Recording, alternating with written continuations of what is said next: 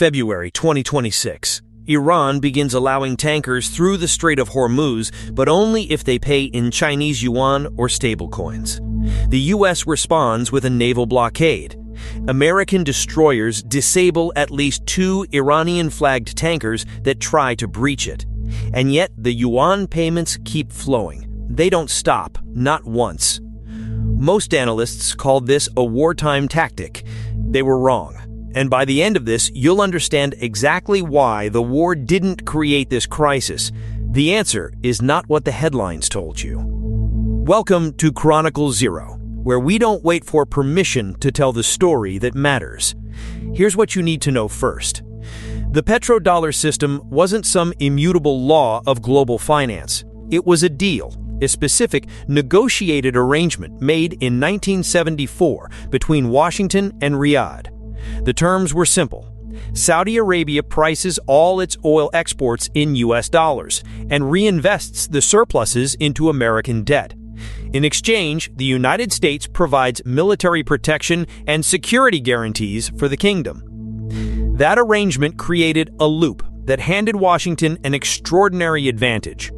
Every country that wanted to buy oil, meaning every modern economy on Earth, needed to hold dollars. Those dollars flowed from buyers to Riyadh, then back into Washington as treasury bonds. For 50 years, this quietly kept American borrowing costs low and gave Washington something more powerful than any military asset: the ability to cut a country off from the dollar clearing system and watch its economy seize up within weeks. It worked because both sides genuinely needed each other. But here's where it gets fragile. The moment one side needs the other less, the system stops running on incentive and starts running on goodwill.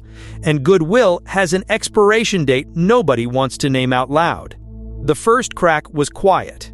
The American shale revolution made the United States energy independent by the early 2020s. Washington was no longer buying Persian Gulf oil at any meaningful scale, which meant it had less leverage over Saudi decisions.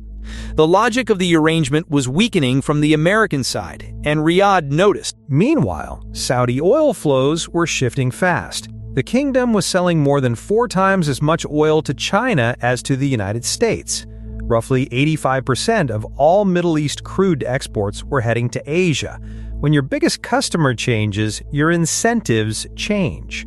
Saudi Arabia wasn't going to structure its entire financial architecture around a partner that had quietly stopped buying its product. Then 2022 arrived, and the second crack split wide open. Western sanctions cut Russia off from the SWIFT global financial messaging system, and every sovereign government on Earth watched it happen and asked the same quiet question: could this happen to us? The answer scared enough of them that the incentive to build alternatives stopped being theoretical overnight. China and Russia began constructing alternative payment infrastructure, bilateral currency swap agreements, local currency settlement systems, and a growing BRICS framework designed to recruit other governments into a network that didn't depend on dollar rails. Western analysts dismissed the early transactions as symbolic gestures, but they proved something that couldn't be taken back: the alternative worked. That brings us back to February 2026 and to what the headlines got wrong.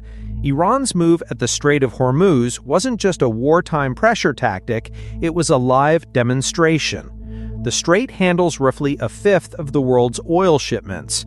Iran began charging transit fees of up to $2 million per vessel, payable only in yuan or stablecoins. No dollars accepted. The United States enforced a naval blockade. Ships were boarded, 2 Iranian-flagged tankers were disabled. The enforcement was real. But the yuan payments didn't stop. They kept moving through the gaps, through vessels that cleared checkpoints, through infrastructure that had been built and tested years before the first shot was fired. Iran had essentially erected a toll booth that accepted a different currency, and people kept paying it. That's what the coverage missed. The war didn't create the vulnerability in the dollar system, it just proved the vulnerability was already there. Saudi Arabia had been making its own quiet moves well before the Hormuz crisis. The kingdom joined Project mBridge, a blockchain-based payment system led by the People's Bank of China that lets central banks transfer payments directly to each other using digital currencies, bypassing dollar correspondent banking and SWIFT entirely. Saudi Arabia also established foreign exchange swap lines with China, creating a direct mechanism to settle oil transactions in yuan without ever touching the dollar system. This infrastructure predates the war. It was built deliberately, tested quietly, and it held up under real conditions. That's the part that should concern anyone who assumes dollar dominance is a permanent feature of global finance. You can't easily unbuild infrastructure once it's proven it works. A recent Deutsche Bank report put the logic of the petrodollar into a single sentence. The world saves in dollars because it pays in dollars. That circular arrangement is what kept the system running for half a century. Countries didn't hold massive dollar reserves because the dollar was inherently superior. They held them because oil was priced in dollars and you couldn't buy oil without them. When that logic weakens, even partially, the consequences aren't abstract. If countries stop needing to hold large dollar reserves to purchase oil, demand for U.S. treasuries drops.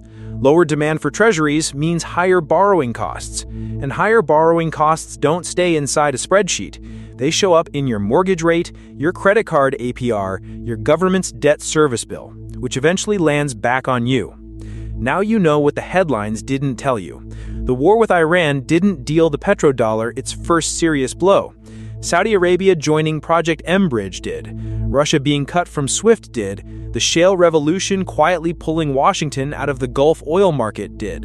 The war just forced everyone to look at the infrastructure that was already sitting there, already operational, already stress-tested. The dollar still dominates. The petrodollar still functions, for now. But the architecture for an alternative exists, and that changes the calculation permanently.